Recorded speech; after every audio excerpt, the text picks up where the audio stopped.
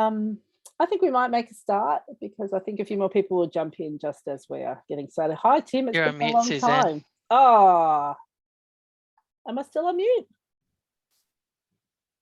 I can hear you. Yeah, no. Yeah, I can hear. I can hear. Tim, you're just trying to confuse me. I'll go fix that.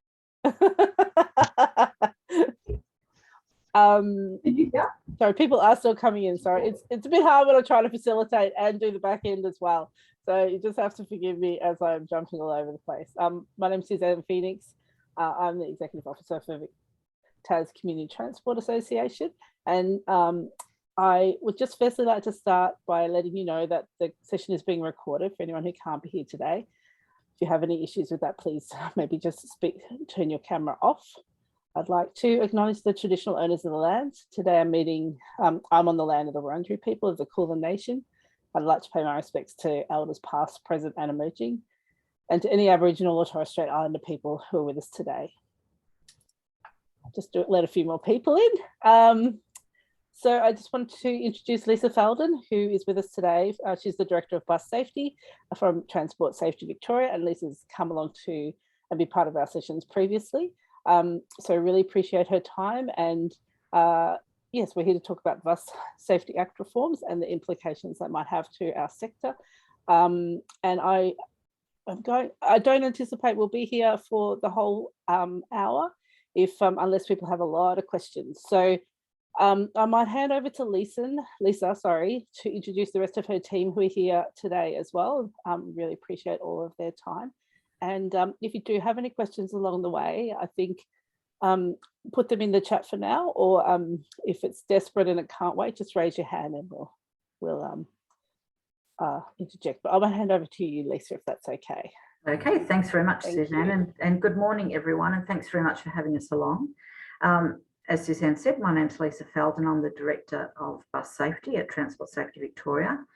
Joining me are my colleagues, Julien Pezzino, who's the Manager of Accreditation. Good morning, all. Dean Hosking, who is the Manager of our Audit area. And also with me is Rob Watkins, who is leading our stakeholder engagement process around the changes to the Act and the regulations. And that's what we're here to talk to you about today. I'm going to give you a high-level briefing about the recent changes to the Act and the regulations. And I'm going to tell you about how you can learn more about them and what your opportunities will be to actually have more detailed and focused engagement sessions that will allow you to really unpack and understand what your new responsibilities are. Unfortunately, I can only be here until 10, but my team are happy to stay beyond that. And I'm really happy to take any questions or observations that you would like to make. Really happy to do that. So I'm going to start off by kind of recapping on how we got to where we are right now. And in doing that, I think it's important for you to understand our role versus the role of the Department of Transport. So we are the safety regulator, and what that means is, among other things, it's our role to administer the relevant legislation that we are accountable for. And for us, that is the Bus Safety Act 2009 and the Bus Safety Regulations 2020. And even though both the Act and the regs have recently undergone a significant review and some significant changes, they're still referred to as the Bus Safety Act 2009 and the Bus Safety Regs 2020. I really wish that they had relabeled them, the Bus Safety Act 2022, but apparently that's how these things work.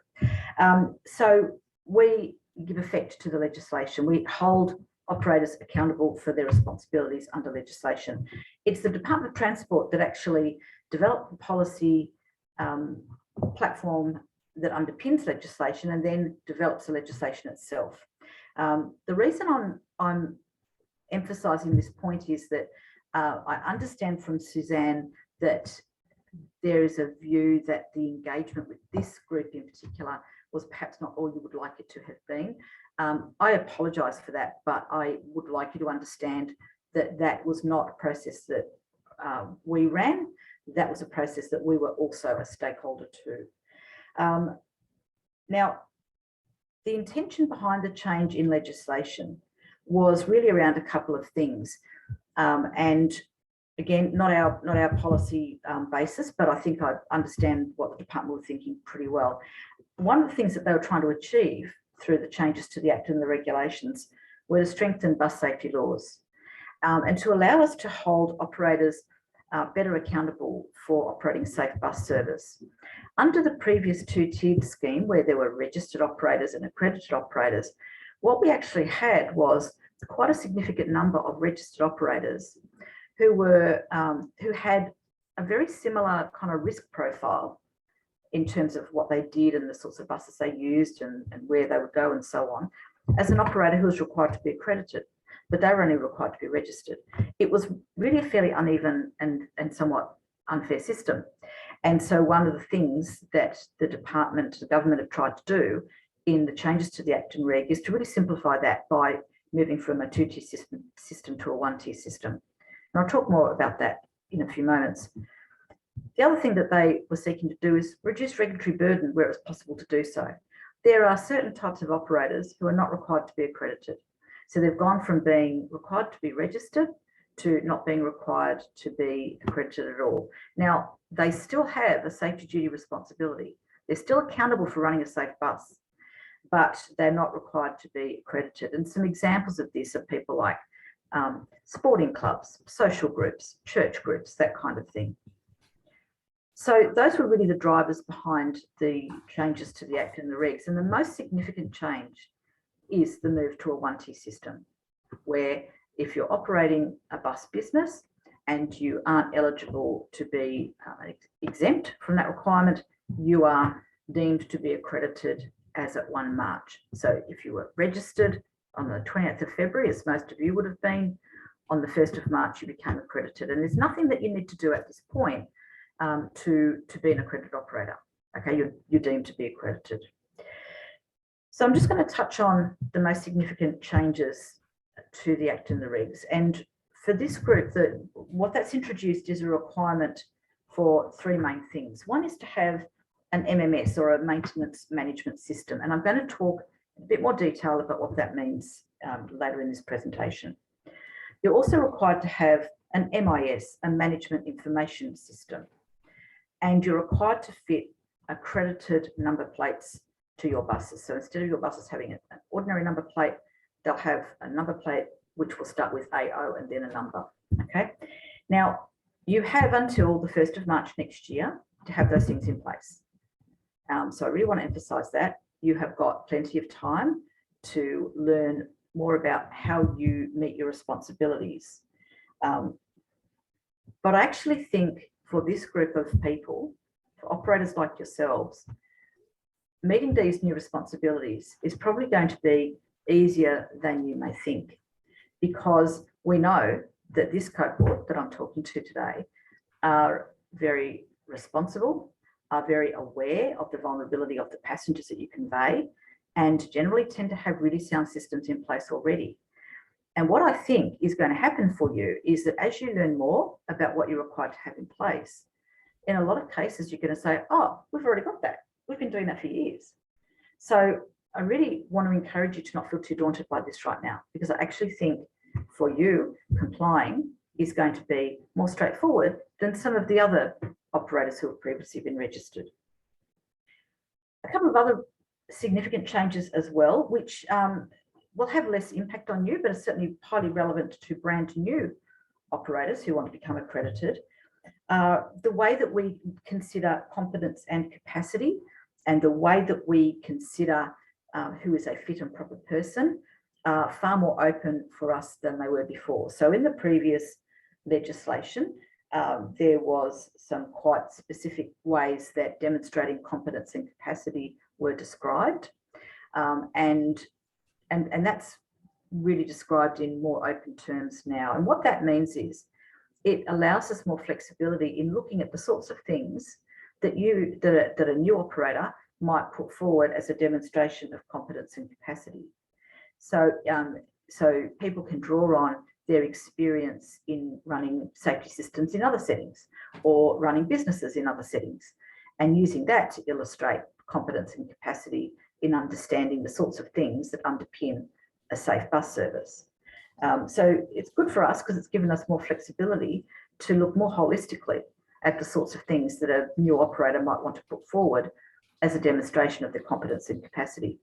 Same with fit and proper person. The fit and proper person test before was really linked very strongly to specific types of offences, and they were classified as tiers. So you had tier 1 offences, tier 2 offences, and tier 3 offences. And if you had committed a tier 1 offence, I had to refuse your application for accreditation. Well, it's up to us now to determine what constitutes a fit and proper person.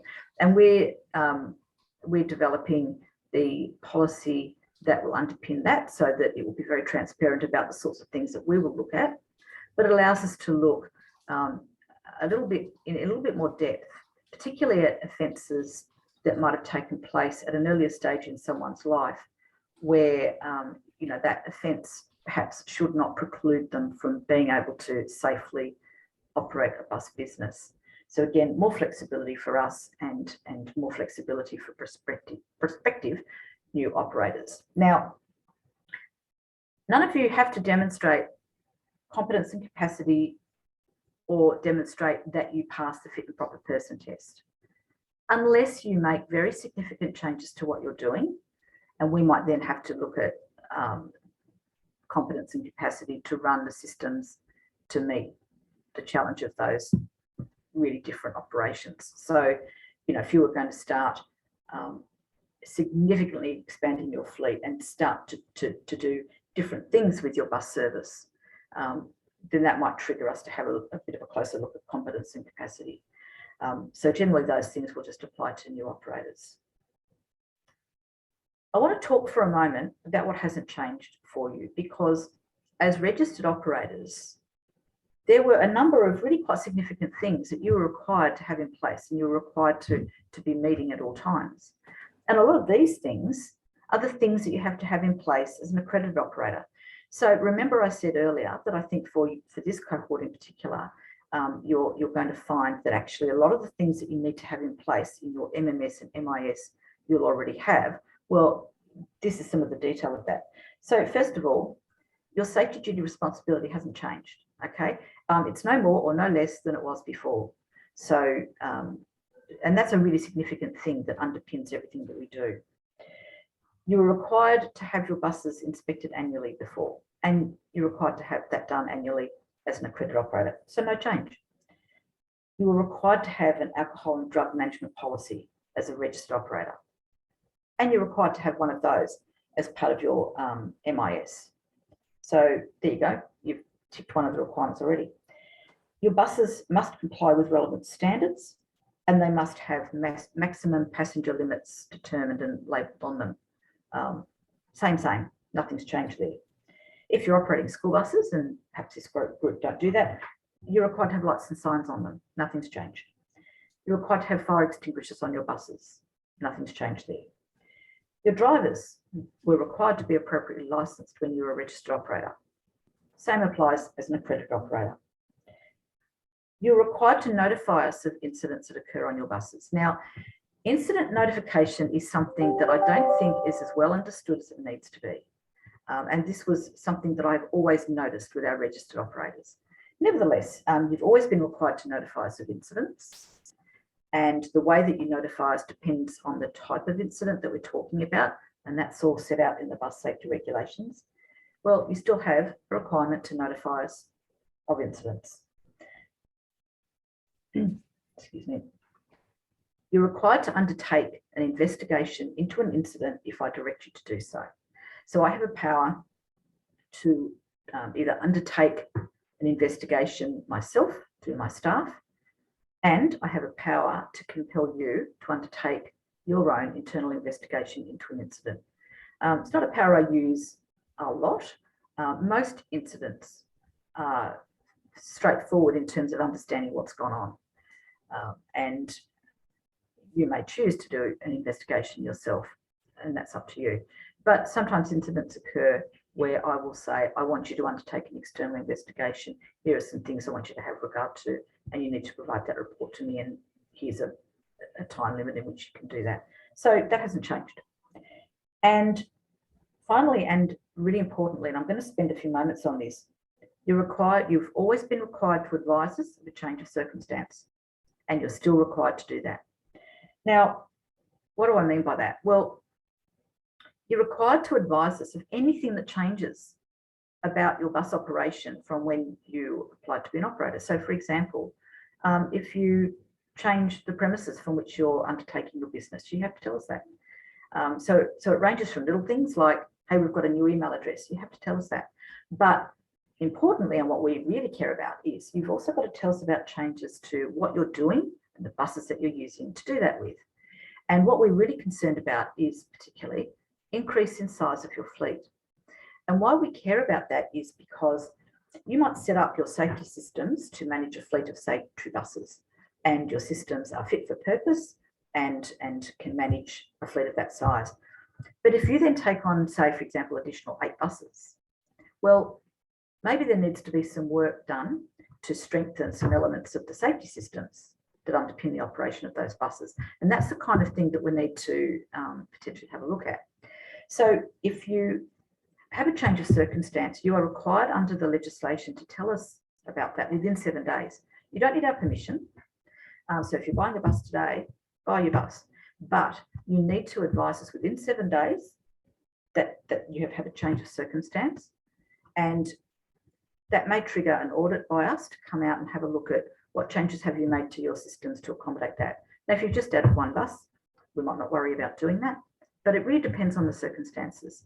Now, we're looking very closely about how we manage change of circumstance right now, because one of the things that we're particularly concerned about, and it's really not the worry that we have with this group, but it's certainly something that we're looking at very carefully with the tour and charter fleet, where there's huge competitive tension among those operators, is the risks associated with operators who have been previously registered, who are now accredited, and see this as an opportunity to really significantly branch out, grow their fleet, start doing different things and so on. So, we're looking at how we manage that risk, and some things in that space might change.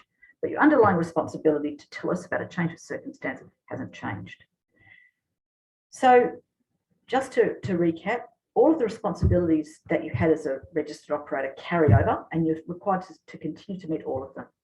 Okay, nothing's changed there. But some of those things then form part of what you need to look at as part of your MMS and MIS. I'm going to stop for a moment. Is there any burning questions that anyone would like to ask at this point before I move on? There is one, Lisa, just from Christine. Do you want me to say it, Christine, or would you like to just jump on? I'm happy to say it. Thanks, Suzanne. So at the moment, Lisa, Connect Health, where I work, is looking at a voluntary amalgamation with Star Health and Central Bayside Community Health. This decision is not final at the moment. We're working towards a decision, but this will mean that we will be a new business entity. Will we then be deemed to be a new operator?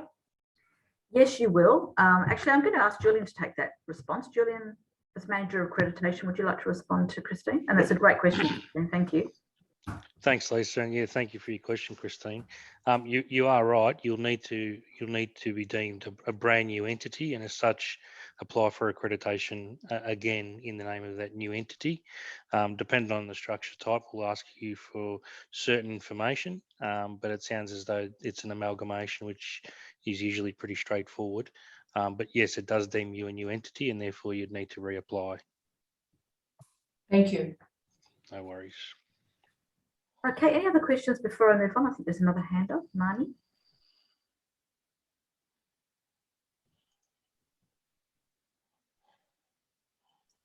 I think Marnie is just coming through, but yeah, we're ready for you, Marnie.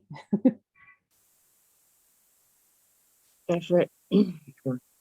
The license. Sorry, I've just got a question. In terms of, you mentioned that they have a standard license.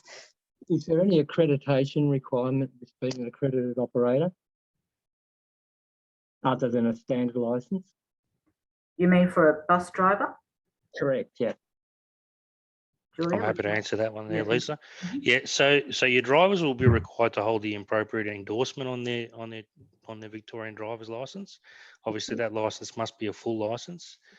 Depending on the size of the bus, then they'd need to escalate that to the 3 categories of either light rigid, medium rigid, or heavy rigid.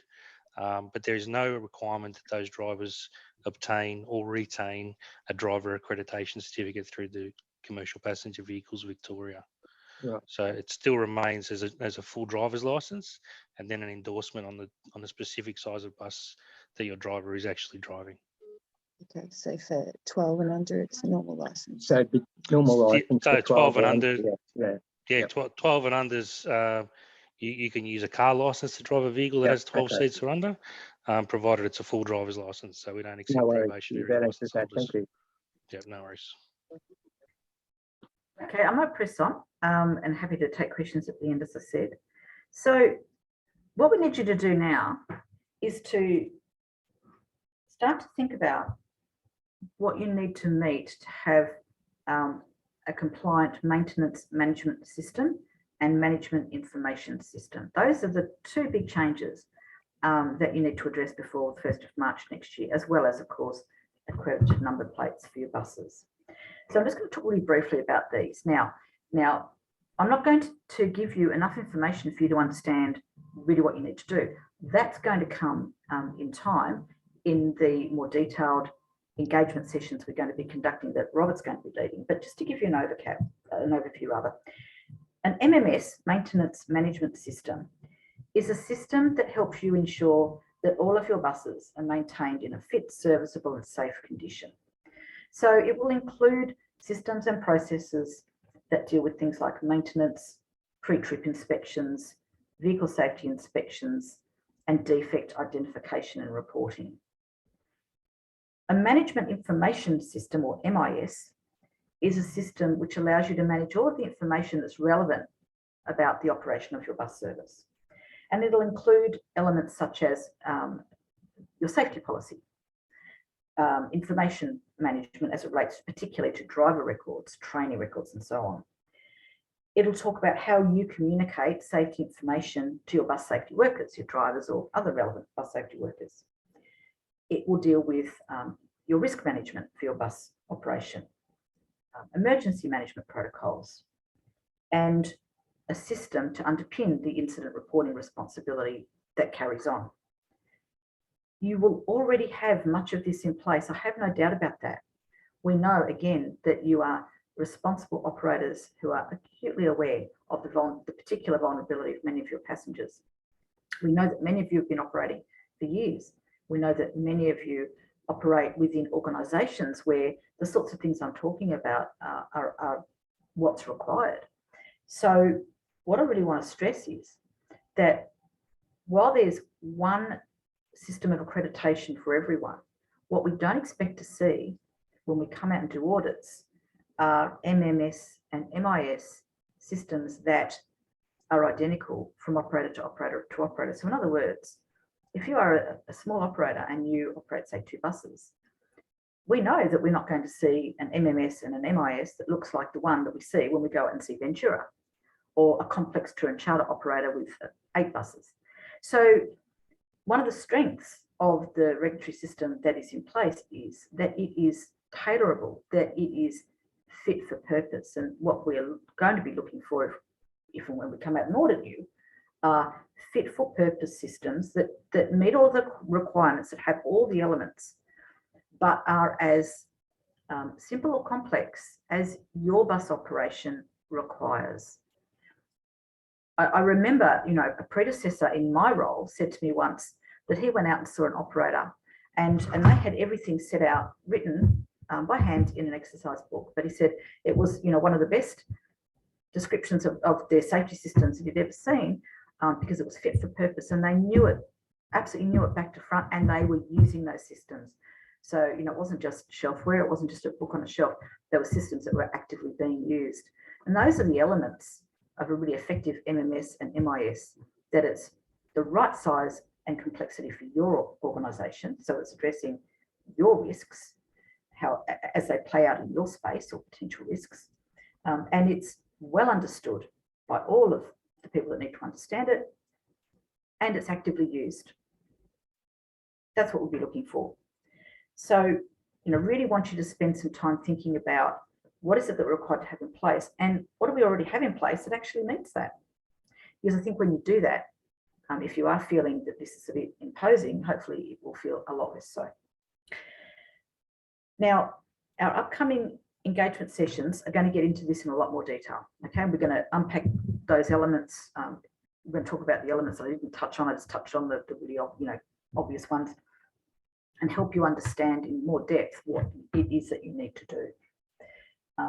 Also, we're happy to meet one-on-one with operators. We're happy to have individual discussions with you. And Christine, this might be particularly helpful because it sounds like you're in a somewhat complex space. It might be helpful for you to arrange a time to meet, particularly with Julien, to really go through in a bit of detail. And you may have colleagues that you want to bring along to that. This is the kind of thing that we can do. There's that joke about, hey, we're from the government, we're here to help you. Well, we are, and we really are here to help you. We've got the rest of this year to help support you to get up to speed and get where you need to be. Now, just on a couple of other things, fees are going to be payable, and you've not had fees before. And I understand that that might cause some concern. There's 0 fees payable in this year.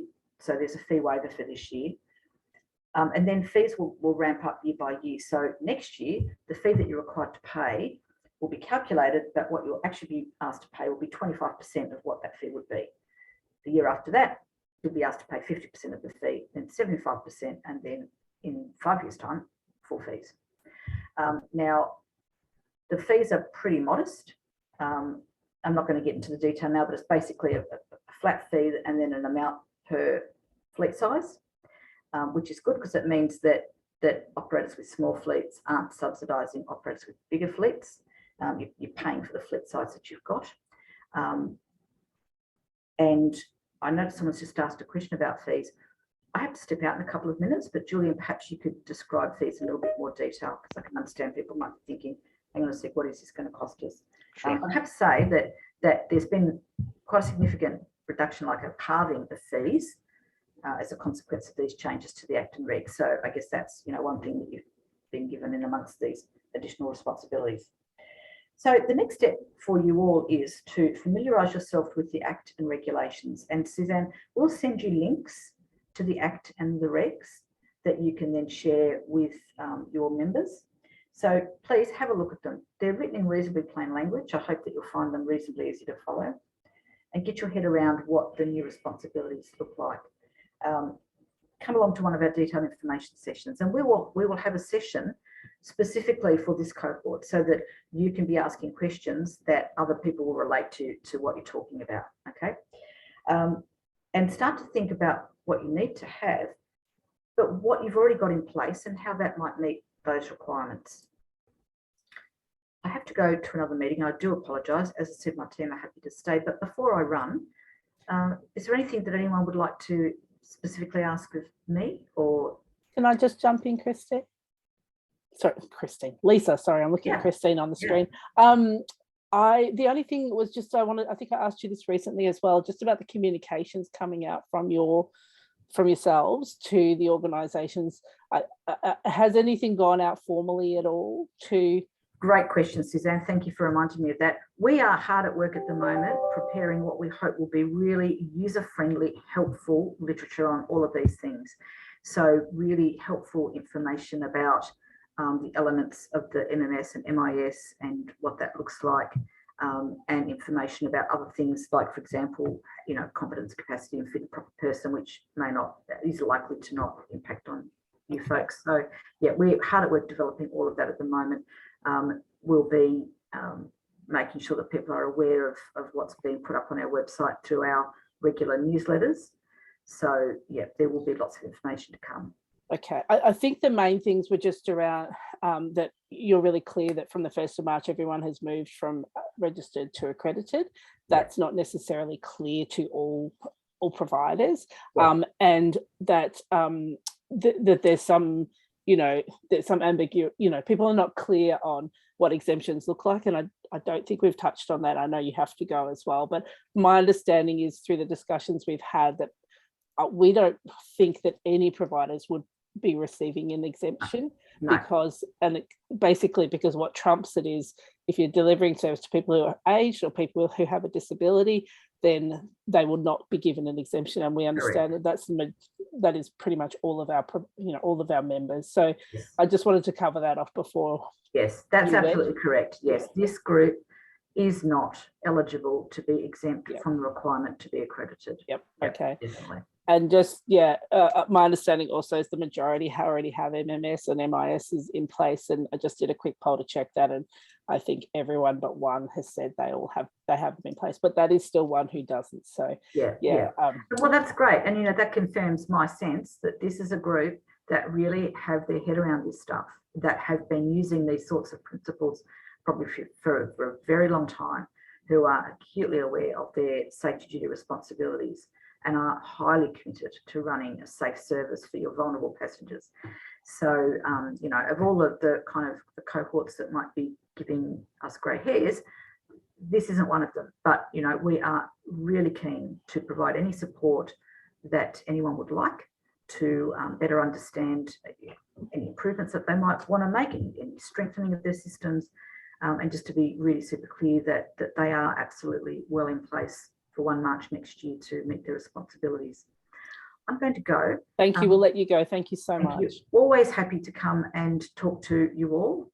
And Rob will touch on what our engagement sessions are going to look like and the timing of those. So thanks very much for having me. Enjoy the rest of your day and look forward to hearing how it all goes. Thank you, Lisa. Bye-bye. Bye. So Rob, were you going to continue to present from here, or do you want to open, sort of work the way through the questions that have been posed so far?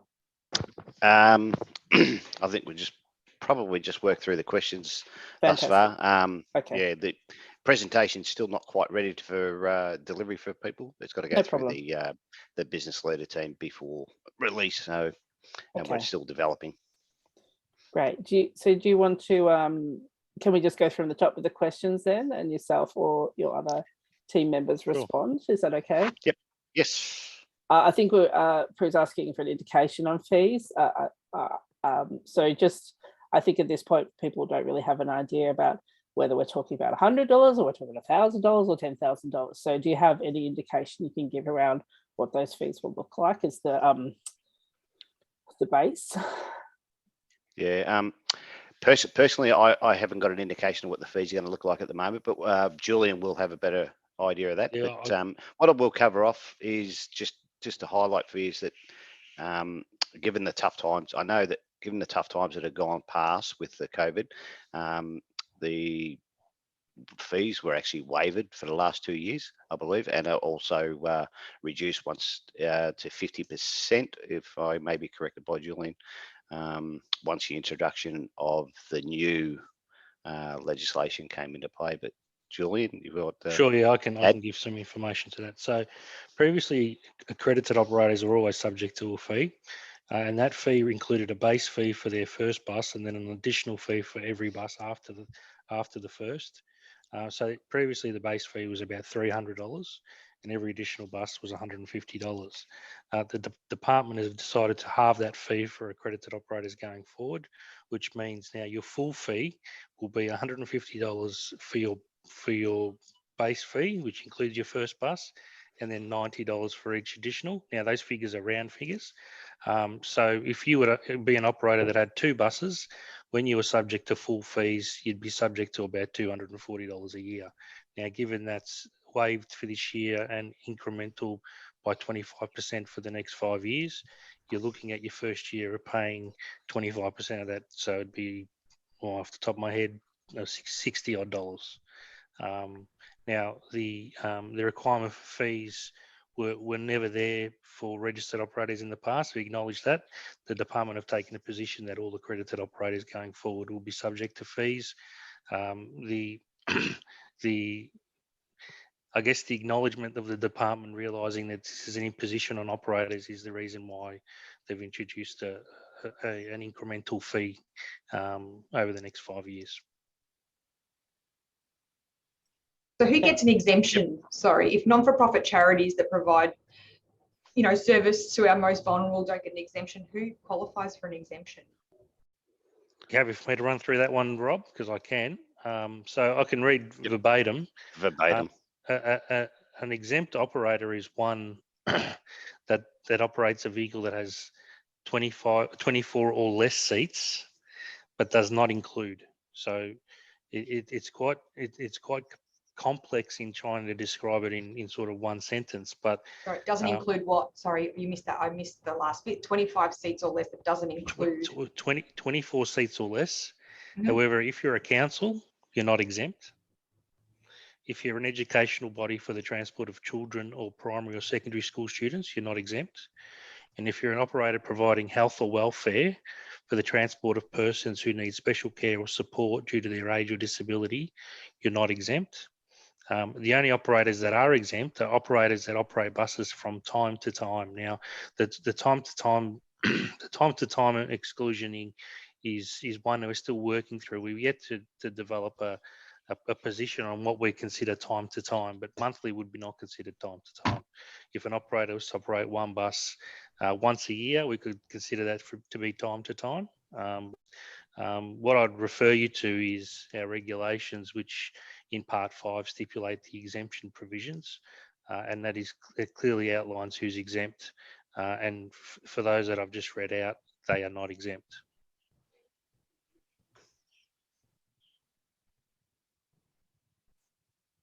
Does that answer your question?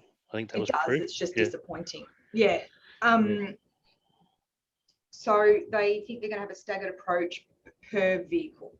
That's where we're getting to. You can't give me For fee purposes, you mean? Yeah. So it won't be staggered. It goes up by 25% over the course of the next 5 years, including this first year, which is a fee waiver. So yeah, there's no exemption from fees if you're accredited. So Julien, that's essentially that $150, around $150 a year. Only 25% of that will be payable in March 2023. Is that right? That's and correct, then it'll yeah. go up until the full 150, but that'll be over 3 years. Over 5 years. 5 years. Okay. Yep. That's per vehicle. No, so you have a base fee for your organisation, which includes you. So if you're an organisation with one bus, $150 is your full fee. If you have additional vehicles, additional buses, so bus 2, 3, 4, and 5, they're all charged at $90 each. Now again, they're rough figures. It's all based on the government fee index for the financial year, and at the moment, that's what it equates to. There's another question in there about fees, Julien, if I may just ask that about Di, who's from the same organisation as Christine, have asked about the organisations merging. Yeah. Once merged, will they be eligible for the initial fee waiver, or will they be up to full fee? Yeah, unfortunately not. You'll be subject to the full fee as a brand new accredited operator. So this incremental increase is only for those that have transitioned to accreditation from being previously registered. So it's a transitional provision. It's not one for brand new operators, unfortunately, Christine. Kevin Kelly from Knox, you've made a couple of comments. Do you want to speak to those? One is a question around cost of plates, and the other one is a bit more about retirement villages. Yeah, thanks, Suzanne. I just want to ask what the cost of plates are. And the other thing is we've got a number of retirement villages who have been able to put their money together and get a 25-seater. Now, there's a double whammy because Vic Roads has now cancelled the eligibility for disabled buses with 12 seats and more. So they're copying that, and now they're copying accreditation as well, and they can't be exempt because they're carrying around seniors. So I can talk to the accreditation side of things. I can't talk to the disability stickers. Is that mean? Do you mean access to? It means they can't park in a disabled space. Yeah, in a disabled space. Yeah, look, to be honest, I'm not aware of that, and I don't mean to deflect the question, but that is one for Vic Roads, as is the cost of plates going forward. Look, from the top of my head, I think they're about $38 a set of accredited bus service plates, and that is obviously charged by Vic Roads.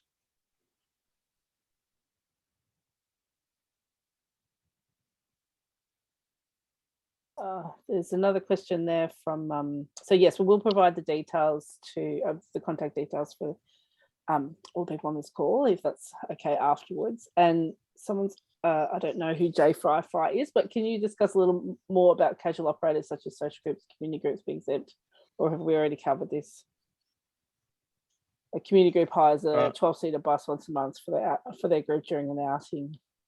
Yeah, so a social group is exempt, provided they don't meet the definition I just read out earlier. So what I would like to do before I can confirm that one is exempt, I'd like to have a good look at the service that they're actually proposing to provide, just so I can give them clarity on the position of the bus safety regulations. But from the look of this inquiry, that organisation would be exempt, or a social group as such would be exempt from the provisions of accreditation.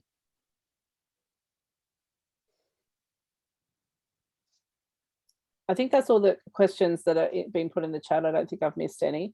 Does anyone else have any questions they would like to raise now? I might just ask, do you know when those sessions that Lisa was talking about are planned for? Are they soon? I'll pass over to Rob for that one.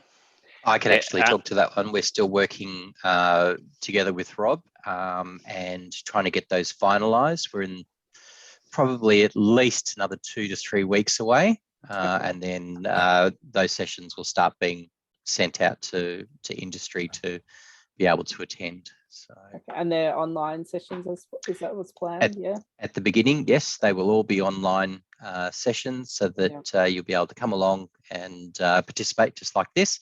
As we progress, we may also then start looking at doing some site visits out into regional areas where people who may not have been able to attend an online forum will be able to attend in person. But for the majority, we're trying to get it all through the online system.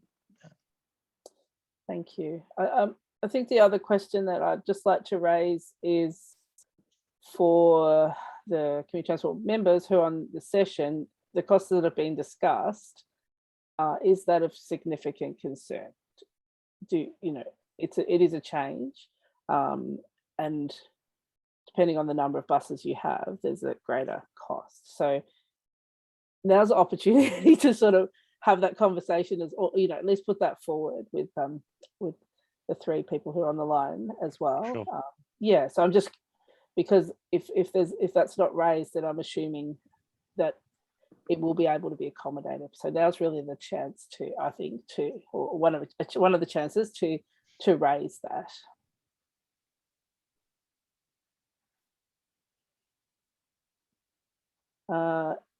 Will organisations be receiving a new registration accreditation certificate? So the answer to that is not in the first instance. We do have an instruction on our website. In order to obtain accredited bus service plates from VicRoads, you will need to present a certificate of accreditation to the VicRoads officers over the counter. So when you plan to do that, I encourage you to write to us and follow the prompts on our website.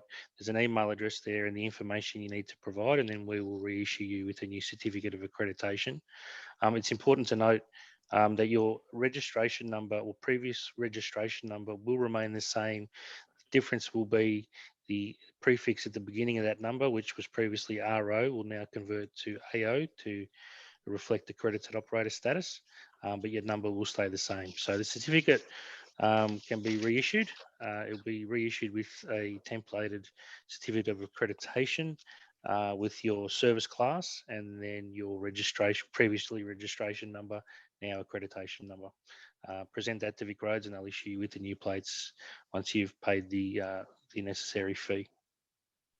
I apologise, folks. I have another meeting that I must attend. So it was a pleasure to meet you all, and I look forward to seeing you at the forums.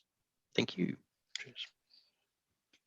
Sorry, I was saying thanks, Dean. No worries. See you. Have a good day. Nicole from Tasmania has asked if this is the same in Tasmania.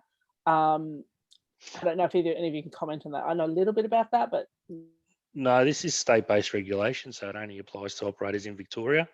There are some provisions in place for operators that commute between states, but given Tasmania's standalone, no, it doesn't apply in Tasmania. Nicole, I can certainly talk to you about that. I have had a chat with Lyndon about what exists in Tasmania, but yeah, but yeah, so I can talk about that later with you if you like. Thanks, Suzanne. So I'm not hearing anyone saying that they're particularly concerned about the costs. I think the other, so when you talk about changing license plates, that means you need to actually take the vehicle in to have that done. So I don't believe you need to take the vehicle in. You will need to take the plates in, provided the Sure. bus is registered with Vic Roads. Yep. So you'll present your current standard plates to them over the counter, and they'll then issue you with a set of accredited bus service plates. Now, Elisa did mention that they have 4 numbers in AO. Unfortunately, we've run out of that sequence. So now you will note those accredited bus service plates are green with the prefix BS at the start, 2 numbers, and then 2 letters. So that's what you'll receive going forward. Okay. Yeah. Thank you.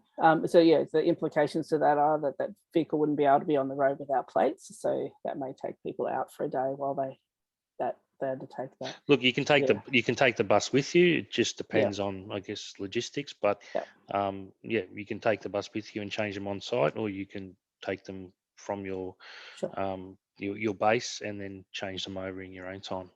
Depends on your movements for that day. Okay.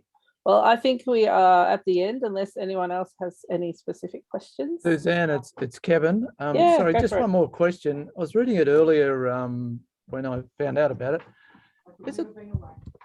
Is my memory correct that there are 2 tiers in this accreditation? So there was 2 tiers, and now there's one. No, tier. there's accreditation and registration. Yep. But am I correct in having read that it were 2 tiers inside this new accreditation?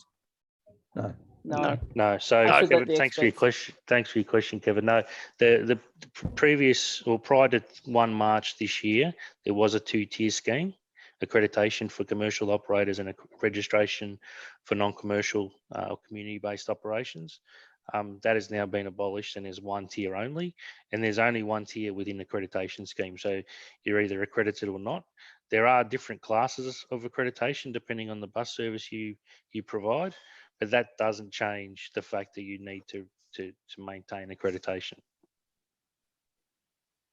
So in a nutshell, there's only one tier. I think where we're trying to get people trying to get their heads around is there 1 tier, but there could be an exemption. Is that right? That's right. You may be exempt if you meet the criteria, but as we stipulated earlier, organisations such as yours are not exempt in this instance, unfortunately. Okay, well, I'm going to wrap it up unless anyone else wants to jump in quickly. I really appreciate your time, Rob and Julien. No problem, Suzanne. Thank you. Yeah, and if you're happy, I will send your contact details out. If that's okay. Absolutely, yeah, Rob? by all means. And my team will be more than willing to assist operators to develop those systems and answer any other questions you may have. I encourage you to write to us via our website for a new replacement certificate, and we can issue that to you, and you can get those plates organised sooner rather than later if you wish. But you do have until 1 March 23 to do that. Fantastic. Thank you so much for your time. Thank you everyone for attending. I hope everyone has a good day. And thanks for we'll let everyone go. Thanks for facilitating. Thank you. Suzanne. You're welcome. Thank you, Suzanne. Thank you. See you. Bye.